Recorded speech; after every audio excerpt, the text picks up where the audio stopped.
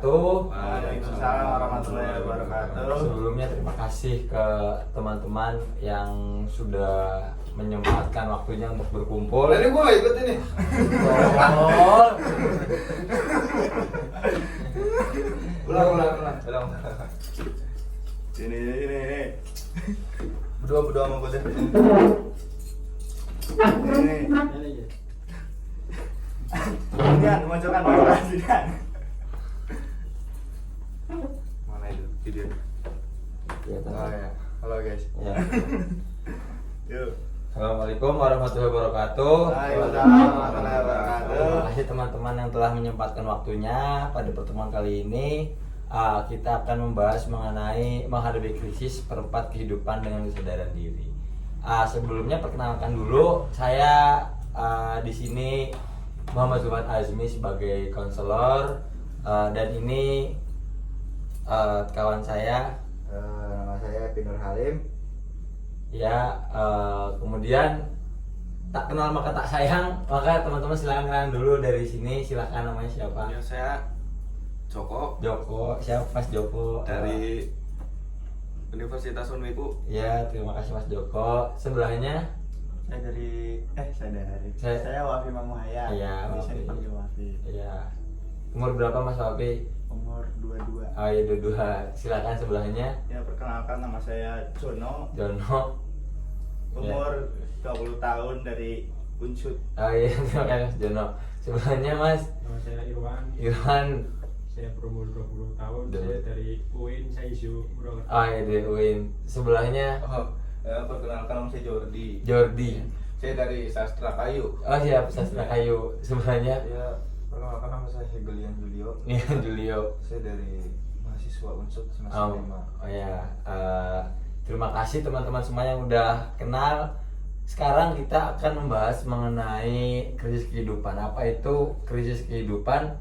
Yang pertama adalah kita akan memahami krisis kehidupan. Terus yang kedua, memupuk kesadaran diri. Oke. Itu untuk mengenali diri kalian masing-masing. Kan udah kenal namanya. Iya, kalau teman-teman kenal namanya, kalian kurang beberapa pasti kurang memahami diri sendiri, kebutuhannya apa yang kalian sukai, apa bidang yang kalian minati, apa bakat kalian, apa passion kalian. Yang nantinya kalian harus memiliki hal tersebut agar dapat dikembangkan. Kira-kira di sini ada yang pernah ngerasa kebingungan nggak? Kebingungan, ngerasa ketidakpastian arah? Pernah ya. Iya. Coba dijelaskan Mas Jono.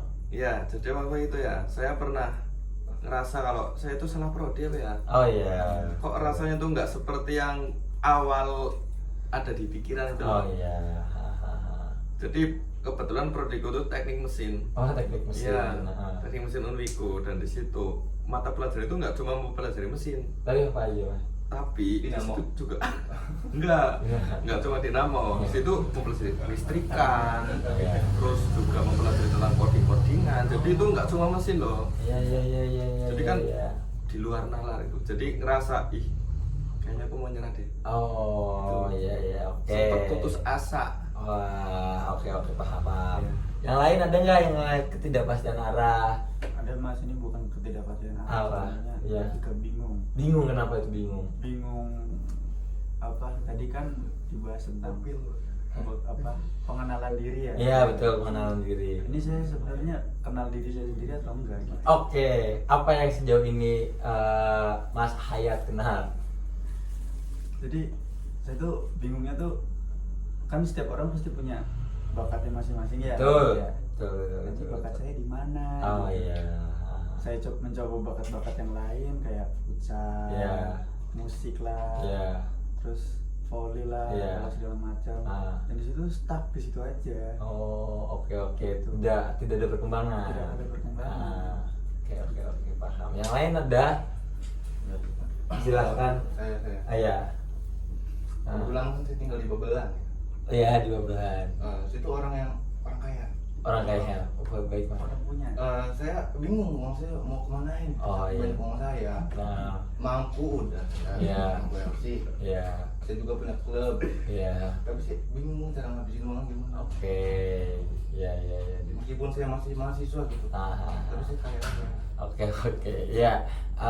Pertama-tama saya jelaskan dulu ya saat pemateriannya karena nantinya akan bisa menjawab permasalahan kalian masing-masing. Yang pertama kebingungan.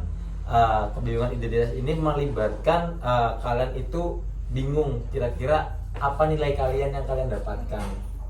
Kalian bingung pada identitas, jadi kalian hanya mengetahui nama tapi kalian nggak mengetahui kalian tuh sukanya di bidang apa, kalian memiliki bakat apa gitu. Yang kedua ada ketidakpastian arah. Setelah kalian nyemplung di prodi masing-masing, kalian melakukan SMA atau pengembangan skill dimanapun, kalian merasa kok kayak berbeda ini ya dari apa yang saya suka. Kemudian tekanan sosial. Nah di sini tuh kalian jadi ngerasa ekspektasi masyarakat itu terutama dari lingkungan keluarga kalian masih tertekan sehingga menimbulkan kalian udah bingung ini apa yang saya lakukan nggak kelihatan, nggak sesuai passion, tapi kalian dituntut untuk sukses gitu. Nah penyebabnya yang pertama ada perubahan kehidupan. Yang pertama transisi besar setelah lulus universitas, kalian tuh bingung memulai karir gimana. Terus yang kedua perbandingan sosial, kalian sering lihat di TikTok standarisasi TikTok, anak muda udah main Bitcoin, banyak pendapatannya gitu. Itu yang membuat kalian jadi ngerasa anak muda udah dapat pendapatan, juragan sapi, punya sawah banyak. Kemudian yang ketiga adalah eksistensi makna, tekanan untuk menemukan tujuan hidup. Makna dari keberadaan memperburuk perasaan ketika kalian merasakan ketidakpastian. Kalian terasa nggak pasti, itu jadi kalian nggak punya makna diri. Kira-kira aku suka di mana sih? Kira-kira aku siapa sih? Gitu. Nah untuk menjawab satu-satu, pertama Mas Apan kan, Mas Jono ya, Mas Joko mengalami bingung karena di prodinya itu nggak sesuai. Kira-kira apa yang Mas Apan suka? Mas Jono sukai? Kalau yang saya suka ya jelas ya, itu terkait permesinan. Iya. Ya, jadi saya suka servis motor. Oke, mobil servis gitu. motor. Ini tuh kayak bongkar mesin. Iya. Tapi di prodi saya itu enggak. Malah yang dibelajar itu hal lain. Sebelumnya ini saya ambil roti dulu. Oh iya, nggak apa-apa, itu emang disilakan Boleh ngerokok? buat kalian. Buat ngerokok mungkin nanti dulu, setelah ini. Itu silakan yang ada itu dimakan dulu. Ini yang membuat kalian dari saya. Makasih ya, Mas. Iya. Terus untuk Mas Apan sendiri nyaman nggak mengalami hal tersebut? Awalnya sih nggak nyaman ya. Iya. Mungkin karena keterpaksaan mau nggak mau dilakuin gitu. Oh, iya. Jadi ya udah lakuin aja dulu. Ada organisasi nggak atau komunitas yang membawahi apa yang Mas Apan minati? Kalau sejauh ini sih nggak ada, saya kupu-kupu. Oh, kupu-kupu. Iya, Oke. Kiranya ada hal yang disukai, saya sarankan biasanya dalam satu program studi itu memiliki komunitas untuk mendukung adanya kiriman prodi tersebut, yang mana nanti Mas Apan bisa mengikuti sehingga dapat menimbulkan passion baru punya Mas Apan untuk mengenali diri. Untuk Mas Hayat ini, Afimo Hayat, malah bingung bakatnya banyak tapi nggak tahu yang mana gitu ya Mas Kopi ya. Iya. Kalau bagi saya coba dilistkan antara kekurangan dan kelebihan. Nah setelah itu difokuskan satu bidang dulu. Coba tidak hanya stuck untuk menjadi independen gitaris atau independen player futsal, tapi coba masuk dalam lingkup organisasi, afiliasi komunitas, afiliasi tim. Karena ketika ada orang yang memiliki afiliasi tersebut, dia akan berkembang lebih pesat, dapat dikenal juga. Gitu. Untuk Mas Jordi, Mas Jordi, uangnya banyak ya, uangnya banyak, bingung menghabiskannya. Mungkin saya sarankan coba menghabiskan uang itu untuk amal, untuk panti asuhan, tidak hanya untuk kesenangan, karena akan mengalami adanya ketenangan batin seperti itu. Ya. Mungkin ini sekalian menjelaskan lagi, ada penjelasan tambahan dari Mas Epin, silahkan mengenai ini dampak emosional psikologis. Nanti apa yang kalian rasakan ketika kalian akan seperti ini terus? Nah, selanjutnya di sini ada dampak emosional dan psikologis ya. Yang di sini ada 4 pembagiannya. Yang pertama itu kecemasan. Di dalam kecemasan itu ketidakpastian dan ketekanan yang dialami dapat memicu stres berlebihan dan kegelisahan kronis. Nah, yang keduanya itu depresi. Nah, di dalam depresi itu perasaan stagnasi dan ketidakpuasan sering menghasilkan isolasi emosional atau ketidakberdayaan. Nah, yang ketiga kehilangannya motivasi. Ya, di dalam motivasi ini individu dalam krisis serempat ada mungkin merasa kehilangan arah sehingga sulit berkomitmen untuk tugas atau rencana kehidupan tertentu. Yang terakhir itu yang keempat, peluang pertumbuhan. Meskipun penuh tantangan, krisis ini juga memberikan peluang untuk refleksi mendalam dan membentuk kesadaran diri yang lebih kuat. Nah, tadi yang poin 1 itu ada memahami krisis serempatan kehidupan. Yang seterusnya itu ini yang kedua, memupuk kesadaran diri untuk mengatasi krisis. Yang pertama, untuk memahami kalian masing-masing ini saya bagian kertas. Nanti kalian bisa menuliskan apa yang kalian suka, apa kelebihan, apa kekurangannya gitu. Ya, nanti dituliskan. Sekalian saya beri waktu selama 3 menit untuk menuliskan. Silakan. Ini bebas nih. Ya, kelebihan kalian, kekurangan kalian, sama apa yang kalian suka gitu. Ada syarat mas. Oh iya. Iya, nanti ya. Iya.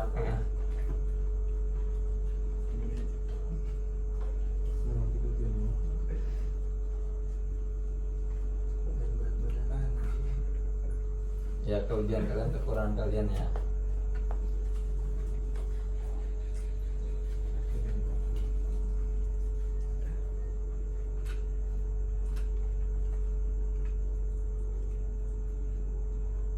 Ya, sudah.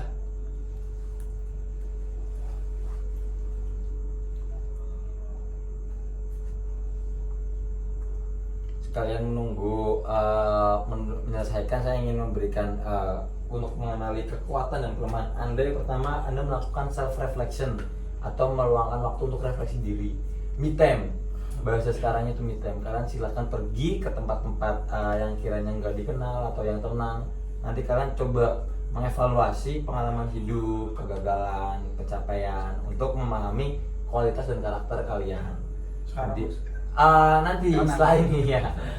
Setelah ini ada feedback eksternal yang mana coba minta masukan sama orang terpercaya. Coba ngobrol sama orang-orang yang kalian percaya tentang perspektif mereka terhadap kekuatan kalian dan kelemahan kalian. Kamu tuh suka di mana sih? Coba tanya. Mas Hayat tanya ke Mas Jordi, kira-kira aku punya kelemahan dan kelebihan apa sih gitu. Terus yang ketiga ada pengembangan diri. Untuk mengetahui kelemahan Anda harus fokus meningkatkan keterampilan atau pola pikir yang didukung pertumbuhan lebih lanjut. Jadi melakukan pengembangan soft skill, pengembangan di komunitas. Gitu. Ada sesi pertanyaan dulu. Ada. Ya, silakan.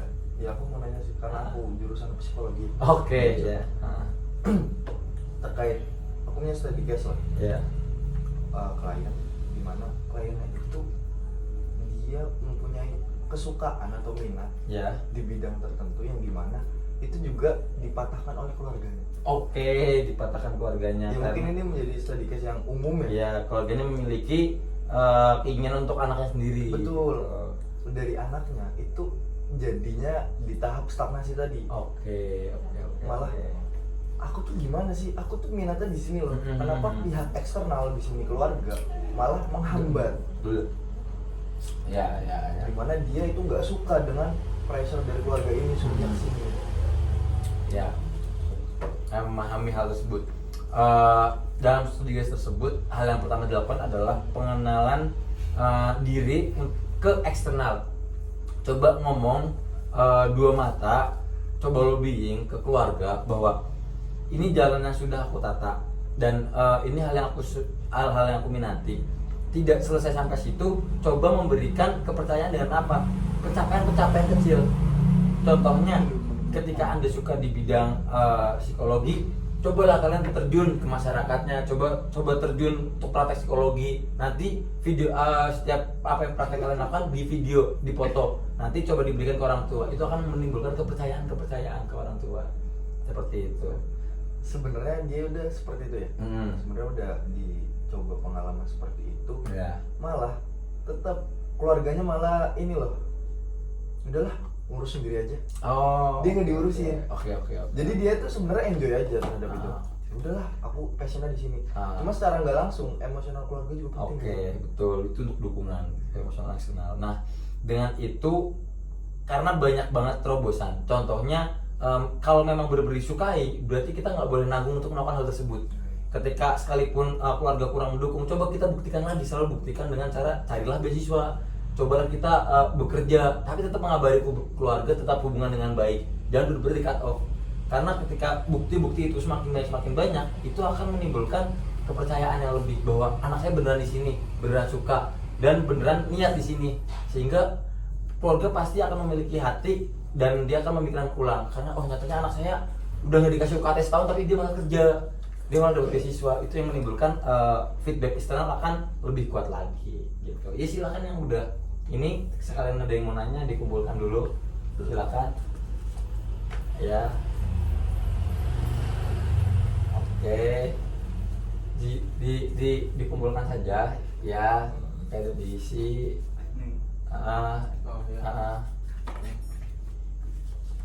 Oke. Ya, mungkin tidak jauh ya. Ada yang kelebihannya bisa bermain musik tapi tidak bisa bernyanyi. Ada yang bisa kelebihan mempengaruhi orang tua, kekurangan sombong, sukanya ya suka bidang ke organisasian. Terus ada juga yang suka bongkar mesin gitu, kekurangannya lupa cara pasang. Oke. Ya ini mungkin case-case yang sering dialami anak muda zaman sekarang sih. Maka dari itu, dari apa kelebihan kekurangan ini bisa dikembangkan lagi, dibuat peta arah kalian tuh mau kemana setelah kalian mengetahui kekurangan dan kelebihan. Kalian bikin peta, misalnya cita-cita kalian adalah menjadi, misal Mas Afan adalah punya bengkel Honda. Punya bengkel Honda ini gimana sampai ke sana? Tarafnya coba dicari ke sana, ngobrol sama supervisornya, step by stepnya seperti apa, pengembangan seperti apa, sertifikasi apa yang perlu dilakukan, sehingga kalian tahu petanya. Hari ini harus ini, berarti satu tahun ke depan harus ngapain, 1 bulan ke depan harus ngapain, ada pencapaian yang harus ditandai seperti itu, sehingga bisa menimbulkan. Begitu kan Mas Wapi misalnya, Mas Wapi Mayat suka ke bidang musik, tapi Mas Wapi nggak ikut organisasi musik. Nah itu akan membuat stagnasi seperti pengamen jalanan Mas Wapi. Ya, kalian yang muter sendirian individu, hingga kurang mengenali. Coba masuk membuat band, coba masuk dalam komunitas agar lebih konsisten. Karena ketika band-band dalam komunitas itu tidak konsisten, karena memiliki kesibukan masing-masing. Tapi kalau kita sudah dalam satu rumah, satu ruangan, nah kita akan bisa latihan-latihan dengan gampang gitu. Kira-kira ada yang mau ditanyakan nggak ini terkait ini? Terakhir ya, saya ingin menambahkan bahwasanya kalian harus memiliki tujuan yang jelas. Jangan jadi tujuan jadi orang sukses, apalagi jadi manusia yang berguna. Itu udah pasti berguna semua. Dan tara sukses itu nggak ada standarisasinya. Coba tara sukses menurut kalian seperti apa? Duitnya banyak. Mas Jordi aja yang duitnya banyak, dia masih mengalami nggak mengenali diri gitu, masih bingung gitu loh. Nah maka dari itu coba kita refleksi bahwa tujuannya harus jelas targetnya. Nah kemudian yang kedua, adanya relevansi pribadi selaras dengan apa yang kalian minati. Kalau nggak minat tuh kadang kalian melakukan dan setengah-setengah.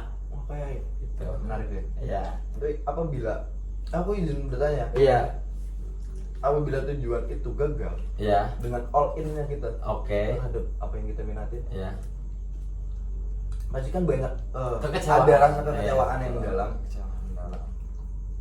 Itu tujuan yang harus diubah lagi Iya. atau seperti apa? Oke. Kita menikah Anggap lagi nih, kalian memiliki tujuan untuk daftar ke salah satu peta ini. Kalau udah all in, udah coba semua pengembangan diri tapi tidak. Nah, saran kalian pertama adalah membuat plan hanya satu. Saran kalian, sehingga ketika kalian merasa sakit hati, kalian sudah merasa bahwa hidup ini tidak berguna. Maka dari itu kalian harus membuat plan A, B, C, D. Nah, dalam lingkup itu tidak hanya satu hal. Anggaplah ketika kalian nggak di peta ini, banyak peta-peta lain. Ketika kalian tidak di tempat ini, kalian bisa coba lukir tujuannya. tujuan utama adalah hal yang besar, bagaikan orang tua, keluarga seperti apa, segala macam. Apa yang mendukung itu? Penghasilan segini, apa aja penghasilan segini. Kalian bawahnya ada berapa? Nah, kalian tidak hanya satu, karena aku yakin bahwa manusia itu tidak satu passion. Manusia itu banyak passion, cuma kalian nggak mengenal diri kalian dan kalian nggak coba mengembangkan itu. Kenal aja belum, apalagi mau mengembangkan. Itu. Contoh Mas Opi aja bisa kan, main musik bisa, futsal bisa, banyak. Namun, itu hal itu yang tetap harus dikembangkan. Nantinya coba dimasuki semuanya, sehingga kalian ketika satu nggak bisa, ada 2, ada 3, ada 4. Gitu. Biar paling minimum adalah 4, dan itu pasti saya pastikan sekali lagi akan tercapai ketika kalian konsisten untuk menjaga karakter kalian dan mengenal diri kalian, seperti itu. Terus yang terakhir ini adanya proses bertahap. Untuk menjadi tujuan besar harus ada langkah-langkah kecil, seperti yang saya bilang. Mungkin Mas Apan suka bongkar-bongkar mesin, ya dimulai dari bongkar-bongkar dinamo Tamiya, dijadiin lampu biar bisa nyala. Nah, setelah itu bisa coba ke yang lebih tinggi, yang lebih tinggi, yang lebih tinggi. Jika tidak bisa langsung jadi punya bengkel. Gitu. Untuk mengelola ekspektasi dan membangun ketahanan, terutama untuk pihak eksternal, yang pertama di realitas sosial itu menyadari bahwa kesuksesan itu tidak selalu dibandingkan oleh setiap orang yang memiliki jalur waktu berbeda. Dan langkah pertama dalam menghasilkan sosial, kalian itu nggak sama kayak Bigmo atau Bigmo. Oh, nggak tahu. Bigmo itu konten kreator TikTok. Resbob. Ya, Resbob itu kelihatannya YouTuber, uangnya banyak tapi jadi kena masalah. Nah, nggak harus sukses itu harus jadi seperti dia. Nggak harus sukses itu kalian harus memiliki penghasilan 10 juta. Tapi ketika kalian bisa memberi satu hal kecil ke orang tua, itu udah kesuksesan yang paling berharga. Karena pastinya orang tua akan merasa bangga ketika anaknya udah bisa mengkasih dan membuktikan bahwasanya dia bermakna di keluarga, gitu. Ketika realitas sosial itu kalian jangan mikir sukses itu harus seperti ini, seperti di TikTok. Oh, yang bisa keluar negeri, oh yang bisa di story IG-nya sorotannya banyak gambar-gambar negara, lama-lama negara. Enggak harus. Bahkan ketika kalian bisa memberi 100.000 untuk orang tua akan bangga, lebih bangga daripada masyarakat luas. Enggak sih. Enggak. Standarisasi orang tua kayaknya enggak sama rata deh. Dan Oh, sifat iya. tadi itu enggak niscaya. Betul.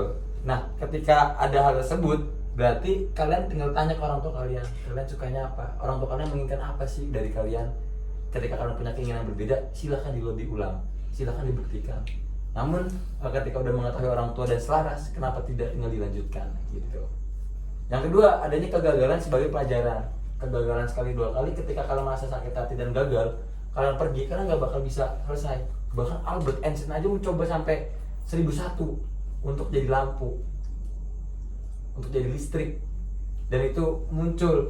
Lah, kalau misal kalian hanya misal nyoba sekali saja, tapi kalian pergi, kalian tidak akan mengalami kesuksesan itu, kenikmatan itu. Terus yang terakhir adanya praktik kesehatan mental, ya, melakukan mindfulness, meditasi, refleksi diri. Karena ketika kalian tidak pernah refleksi, kalian tidak akan menemukan jati diri kalian yang seperti apa. Oke, itu aja. Nanti ini sekarang ada ice breaking dari saya. Ya, ada ice breaking, Mas. Ini Rin. Oh iya, oke. Ice breakingnya gini.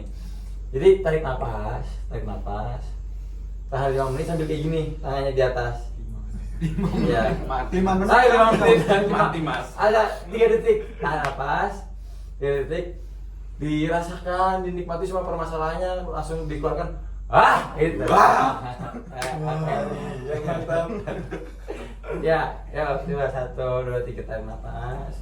Ke atas. Dinikmati permasalahan segalanya, keluarkan 1, 2, 3. Nah, gitu. Oke, terima kasih. Itu cukup dari saya dan dari Mas Epin. Semoga bermanfaat bagi kalian.